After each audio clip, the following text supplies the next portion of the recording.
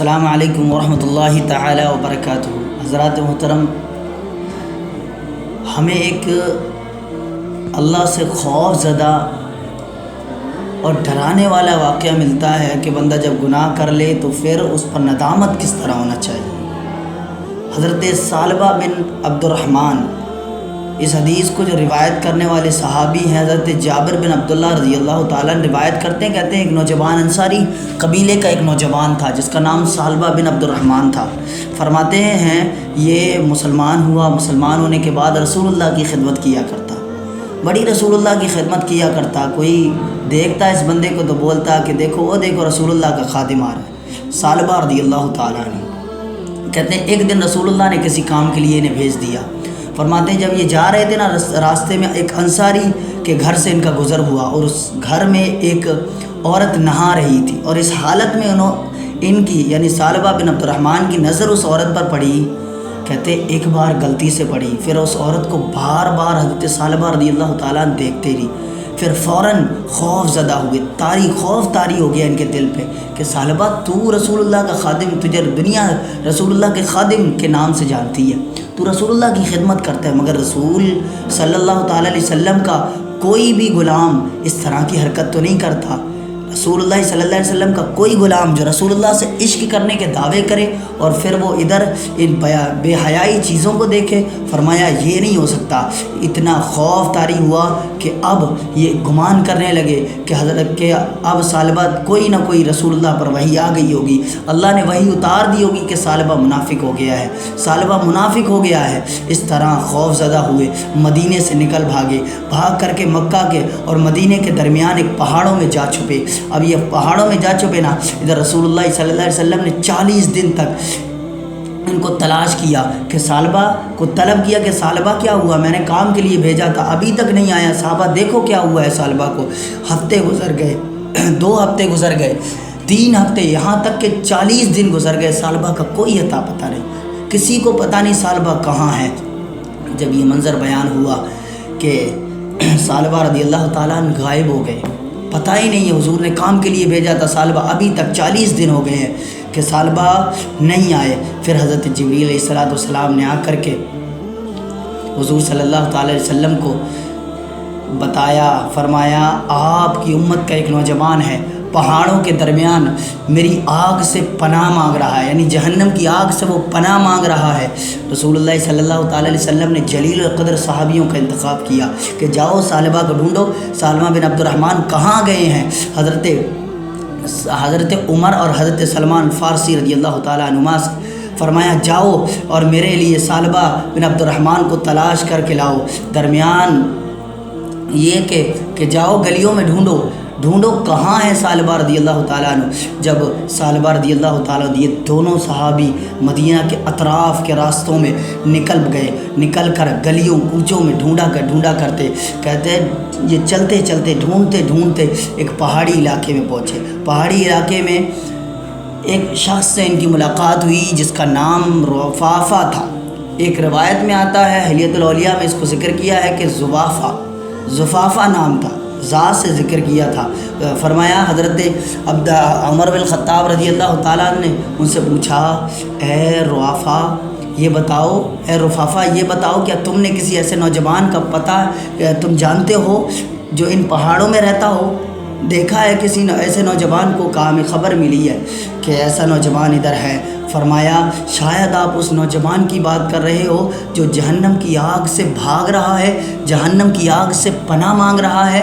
وہ یہ کہتا ہے کہ مالک مجھے جہنم کی آگ سے پناہ دے، مجھے جہنم کی آگ سے بچا دے، میں پناہ مانگتا ہوں نارے جہنم کی آگ سے۔ حضرت عمر نے پوچھا تمہیں کیسے معلوم ہوا کہ وہ جہنم کی آگ سے پناہ مانگ رہا ہے؟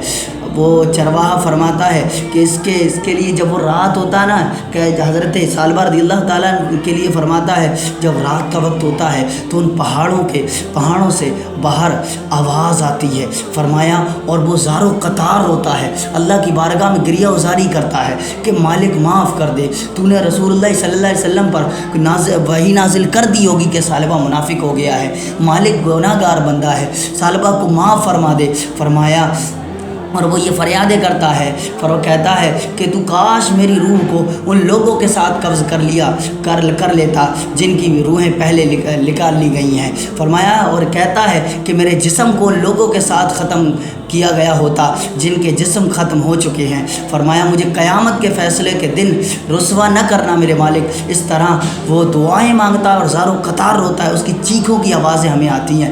فرماتے ہیں وہ حضرت عمر نے فرمایا ہاں ہم اس نوجوان کی تلاش میں ہیں، بتاؤ یہ نوجوان کہاں ملے گا؟ فرمایا یہ پہاڑ ہیں، ان پہاڑوں کے درمیان رہتا ہے، رات آتا ہے، جب بھوک شدت کی لگتی ہے تو ہماری بکریوں کا دودھ پی کے چلا جاتا ہے۔ فرمایا آ کے چلا جاتا ہے، کوئی کسی سے بات نہیں کرتا۔ فرمایا جب حضرت عمر اور حضرت سلمان فارسی کو چرواہا نے وہ راستہ بتایا تو وہ ان پہاڑوں میں گئے اور آدھی رات کے وقت حضرت ثعلبہ ان پر ظاہر ہوئے۔ دیکھا انہوں نے اپنے ہاتھ اپنے سر پر رکھا ہوا تھا اور کہہ رہے تھے کاش تو میری روح کو ان لوگوں کی روح کے ساتھ قبض کر لیتا جن کی روحیں پہلے نکال لی گئی ہیں، میرے جسم کو ان کے جسموں کے ساتھ ختم کر دیتا جن کے جسم ختم کر دیے گئے۔ مجھے قیامت کے دن جب حساب کے دن مجھ سے حساب لیا جائے تو اے مالک مجھے رسوا نہ کرنا۔ حضرت عمر نے آگے بڑھ کے انہیں گلے لگایا۔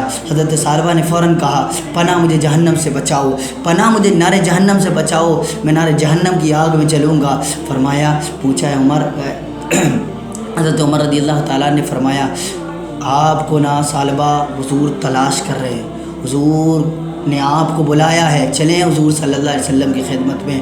ثعلبہ نے جواب دیا یہ گناہ گار بندہ رسول اللہ کی خدمت کے لائق نہیں، اب رسول اللہ کا غلام کہلانے کے لائق نہیں، اس نے گناہ کیا ہے اور گناہ سے معافی جب تک نہیں اللہ کو راضی نہیں کر لے گا رسول اللہ کی بارگاہ میں نہیں جائے گا۔ حضرت سلمان الفارسی اور عمر بن الخطاب نے ان کو پکڑا اور بارگاہ اقدس میں لے کر آئے۔ بارگاہ اقدس میں لے کر آئے نا، ثعلبہ کی حالت بڑی نازک ہے۔ ثعلبہ رضی اللہ تعالیٰ 16 سال کا بچہ تھا جس کی حالت بڑی نازک ہو گئی تھی، تندرست تھا، جسم بالکل نرم پڑ گیا تھا۔ 40 دن گزر گئے ہیں پہاڑوں میں روتے روتے، کھانا وہ نہیں، پینا وہ نہیں، اس طرح کی حالت ہو گئی ہے ثعلبہ رضی اللہ تعالیٰ عنہ کی۔ اور اس وقت جب لے کر گئے نا ثعلبہ کو گھر لے جا کے رکھ دیا، گھر لے جا کے رکھا۔ حضور صلی اللہ تعالیٰ علیہ وسلم عیادت کے لیے ثعلبہ کی آئے، ثعلبہ کو دیکھا نا حضور کے آنکھوں میں آنسو آ گئے۔ حضرت ثعلبہ کو دیکھا، حضور کا ثعلبہ تیرا کیا حال ہو گیا؟ ثعلبہ ماجرا کیا ہے؟ کہا حضور اس غلام نے آپ میرے پاس نہ آنا، آپ کا خادم میں کہلانے کے لائق نہیں، کوئی وحی آپ پر نازل ہو گئی ہوگی کہ ثعلبہ منافق ہو گیا ہے۔ حضور صلی اللہ تعالیٰ علیہ وسلم نے فرمایا ثعلبہ ایسی کوئی آیت نازل نہیں ہوئی آپ کے بارے میں، کوئی نہیں، بتائیں گناہ کیا کیا؟ فرمایا پورا ماجرا پورا قصہ بتایا، فلاں جگہ سے گزرا، یہ معاملہ میرے ساتھ پیش آیا، پھر دل میں خوف آیا اور میں نکل پڑا کہ اب رسول اللہ کے خادم کہلانے کے لائق نہیں۔ حضور صلی اللہ تعالیٰ علیہ وسلم کی آنکھوں سے آنسو جاری ہیں۔ ثعلبہ کی حالت دیکھیں، ایک گناہ ہو گیا، ثعلبہ کی حالت تندرست نوجوان تھا اور گناہ ہوا، پھر کتنا شرمندہ اس گناہ پر ہوئے حضرت ثعلبہ رضی اللہ تعالیٰ عنہ، اور کتنا خوف کہ اب رسول اللہ کی بارگاہ میں جانے کے لائق، اپنے آپ کو کہہ رہے ہیں کہ رسول اللہ کے بارگاہ میں جانے کے لائق نہیں رہا، تو دیکھنے سے صرف نظر کی حفاظت نہیں کر پائے حضرت ثعلبہ رضی اللہ تعالیٰ عنہ۔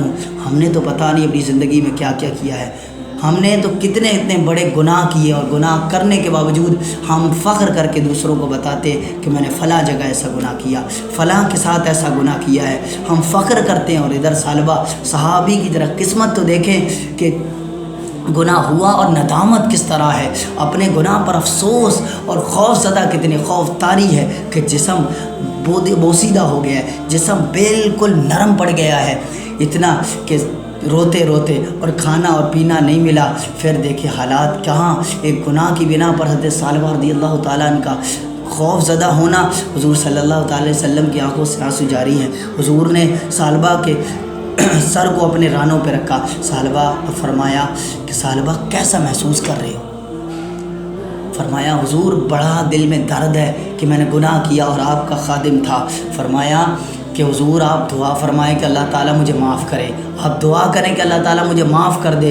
فرمایا مجھے ڈر ہے کہیں اللہ تبارک و تعالیٰ مجھے نار جہنم کی وادیوں میں نہ ڈالے، نار جہنم میں نہ ڈالے، مجھے ڈر ہے۔ فرمایا ثعلبہ یہ بتاؤ آپ اللہ کے ساتھ کیسا گمان، اللہ کو کیسا گمان رکھتے ہو آپ اللہ کے بارے میں؟ فرمایا گمان تو یہ ہے کہ اللہ تعالیٰ معاف کرنے والا ہے، اللہ معاف فرما دے گا۔ فرمایا پھر جیسا تم گمان کرتے ہو ثعلبہ اپنے آپ کو تم اللہ کے ساتھ ویسا ہی پاؤ گے، اللہ کو ویسا ہی پاؤ گے۔ فرمایا ان اللہ غفور رحیم، اللہ تو بخشنے والا ہے۔ فرمایا مجھے امید ہے کہ اللہ تعالیٰ معاف فرما دے گا، پھر بھی تسلی نہیں ہے ثعلبہ کو۔ حضور سے فرماتے ہیں ثعلبہ حضور ایک بار میرے لیے دعا فرمائیں کہ اللہ تعالیٰ معاف فرما دے۔ حضور نے دعا فرمائی، ثعلبہ کو تسلی ہوئی، ثعلبہ کے چہرے پہ مسکراہٹ آئی۔ حضرت ثعلبہ رضی اللہ تعالیٰ عنہ فرماتے حضور میں ایسا لگ رہا ہے کہ میرے جسم کو کوئی چیز کاٹ رہی ہے، جیسے کہ میرے کیڑے رینگ رہے جسم میں۔ حضرت حضور صلی اللہ علیہ وسلم پھر رو پڑے، کہتے ثعلبہ تیری موت واقعی ہونے والی ہے، ثعلبہ تجھے فرشتے آ رہے ہیں، اب تیری روح نکالیں گے۔ فرمایا ثعلبہ رضی اللہ تعالیٰ عنہ یہ کہہ رہے ہیں کہ میرے جسم میں کچھ کاٹ رہا ہے۔ حضور نے فرمایا ثعلبہ اب تیری موت واقعی ہونے والی ہے، ثعلبہ موت واقعی ہونے والی ہے۔ اور اتنے میں روح پرواز کی ایک چیخ ماری ثعلبہ نے، اور ثعلبہ کی روح پرواز ہو گئی۔ ثعلبہ رضی اللہ تعالیٰ نے اس طرح انتقال فرما گئے، اس طرح انتقال فرمایا کہ اتنا خوف زدہ ایک گناہ، ایک صرف لڑکی کو دیکھنے پر اور اسی حالت میں انتقال ہو گئی، اسی گناہ کی بنا پر اتنا خوف زدہ ہوئے کہ وہ ان کا خوف زدہ ہونا ان کی وفات کا سبب بن گیا۔ بتائیں ایک 16 سال کا نوجوان اور اس طرح گناہ ہو گیا، پھر ندامت دیکھیں، اللہ سے تقوی اور پرہیزگاری اور خوف زدہ دیکھیں، خوف کا عالم دیکھیں کہ کیا خوف کا عالم تھا۔ جب ثعلبہ رضی اللہ تعالیٰ عنہ کو کفن پہنایا گیا اور ثعلبہ رضی اللہ تعالیٰ عنہ کا جنازہ لے کے چلے تو حضور صلی اللہ علیہ وسلم اپنے پنجوں کے بل چل رہے ہیں۔ صحابہ نے پوچھا یا رسول اللہ پنجوں کے بل کیوں چل رہے تھے؟ فرمایا ثعلبہ کے جنازے میں اتنے فرشتے آئے ہوئے تھے کہ وہاں پیر رکھنے کی جگہ نہیں تھی۔ کہا اتنے فرشتے آئے تھے کہ ثعلبہ کے جنازے میں شرکت اتنے فرشتوں نے کی تھی۔ یہ تھے صحابی جن کا توبہ کا واقعہ تھا۔ نوجوانوں ہم توبہ گناہ ہو جائے تو توبہ پھر اس طرح ہونی چاہیے، شرمندگی اس طرح ہونی چاہیے کہ اللہ کو رشک آئے کہ نوجوان دیکھے گناہ ہوا اور میری بارگاہ میں پھر توبہ کا عالم دیکھے، اس کا توبہ کا انداز دیکھے۔ اللہ سے توبہ کرنے کا انداز ہونا چاہیے جب گناہ ہو جائے، گناہ جب بھی ہو اللہ کی بارگاہ میں رجوع۔